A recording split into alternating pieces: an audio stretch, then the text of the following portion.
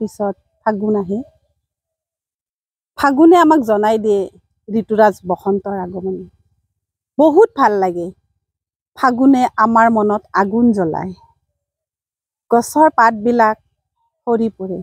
সৰা পাতৰো এটা নিৰ্দিষ্ট সৌন্দৰ্য আছে আৰু এই সৰা পাতবিলাকে আমাৰ মনত জনাই দিয়ে যে গছত নতুন পাত ধৰিব, বসন্ত আহিব, চাৰিওফালে আমাৰ প্ৰকৃতি সেউজীয়া হ'ব। ফাগুন অহাৰ লগে লগে প্ৰকৃতিৰ এক বিনন্দীয়া ৰূপ আমি দেখিবলৈ পাওঁ। পলাশ ফুলে, মদাৰ ফুলে, শিমলু তুলাবোৰ ফুলে আৰু আমাৰ মনবোৰ শিমলু তুলাৰ দৰে উৰি ফুৰে। ফাগুনত মানুহৰ মন চঞ্চল হয়। খুব ভাল লাগে।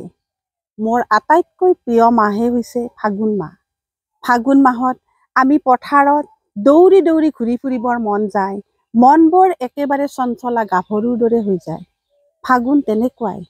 ফাগুনৰ এটা নিৰ্দিষ্ট গুণ আছে, তাৰ সৌন্দৰ্য আছে।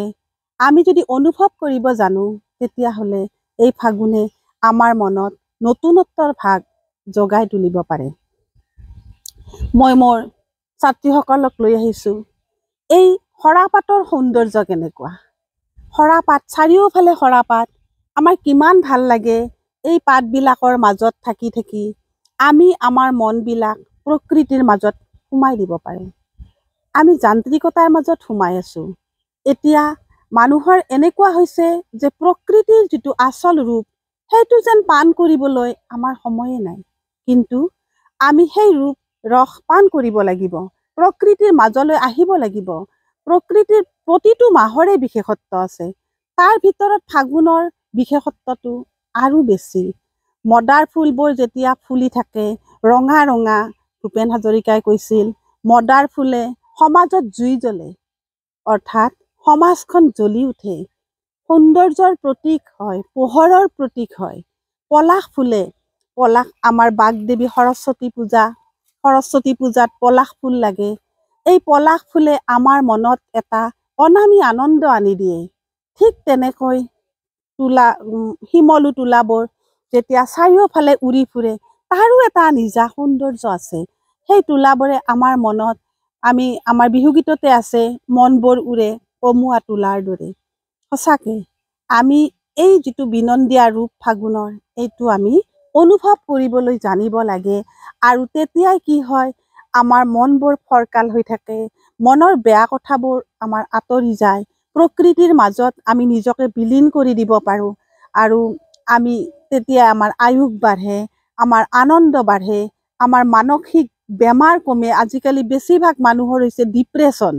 ডিপ্ৰেশ্যন শব্দটো আমি আগতেই শুনাই নাছিলোঁ। আমি যেতিয়া সৰু আছিলোঁ, আমি যেতিয়া এই মোৰ ছাত্ৰীবিলাকৰ দৰে কলেজীয়া জীৱনত যেতিয়া আছিলোঁ, তাত কোনো ডিপ্ৰেশ্যন নাছিল। কিন্তু আজিকালি ল'ৰা ছোৱালীৰ মাজত ডিপ্ৰেশ্যন হয়। কিহৰ কাৰণে হয়? আমি যান্ত্ৰিকতাত সোমাই যোৱাৰ কাৰণে হয়। সেইকাৰণে আমি অকণমান ওলাই আহি আমাক ভগৱানে দান দিয়া এই প্ৰকৃতিৰ ৰূপটো আমি উপভোগ কৰিব লাগে। আৰু তেতিয়া আমাৰ মন ভাল লাগিব। মন ভাল লাগিলে আমাৰ শৰীৰ ভালে থাকিব আৰু আমি চব কামতে মনোযোগ দিব পাৰোঁ। গতিকে যিয়েই নহওক, মই মোৰ মনৰ পৰা ক'ব খোজোঁ যে মই ফাগুন মাহটোক চবতকৈ শ্ৰেষ্ঠ বুলি ক'ব খোজোঁ। আৰু এই ফাগুনৰ যিটো সৌন্দৰ্য, ই নতুনত্বৰ আগমন। পুৰণিক বিদায় দি নতুনক আহে। বহাগ আহে, আমাৰ যিটো আমাৰ পুৰণা বছৰ সেইটোৰ বিদায় হয়, নতুন আহে। বহাগ অহাৰ লগে লগেতো আমাৰ মনবিলাক নাচি উঠে। ফাগুনে বহাগৰ বাতৰি দিয়ে। গতিকে সেইকাৰণে কৈছে কবিবিলাকে যে ফাগুনে আগুন জ্বলায়, আহিনে বাঁহী বজায়। আমাৰ যিবিলাক মাহ আছে, প্ৰত্যেক মাহৰ একোটা নিৰ্দিষ্ট সৌন্দৰ্য আছে। ফাগুনৰ অন্য এটা বিশেষত্ব, ফাগুনত পচোৱা বলে, পচোৱা বতাহ যিটো। পচোৱা বতাহটো যেতিয়া আমাৰ গাত লাগে, তেতিয়া আমাৰ মনটো উগুল থুগুল লাগে, থৌকি বাথৌ লাগে। বিশেষকৈ ডেকা গাভৰুবিলাকৰ একেবাৰে থৌকি বাথৌ মন লাগে পচোৱা বতাহ গাত লাগিলে। আমাৰ আছেই, ফাগুন আহে পলাশ ফুলে, পচোৱা বতাহ বয়। পলাশ, মদাৰ, এই আটাইবিলাকৰ লগত পচোৱা বতাহে চাওকচোন কিমান ধুনীয়া এটা ৰূপৰ সৃষ্টি কৰে, এটা সৌন্দৰ্যৰ সৃষ্টি কৰে। গতিকে আমি আটাইয়ে লগ হৈ এই যিবিলাক সৌন্দৰ্য, এইবিলাক আমি অনুভৱ কৰিব লাগে, উপভোগ কৰিব লাগে। তেতিয়াহ'লে আমাৰ চবৰে কাৰণে ভাল হয়।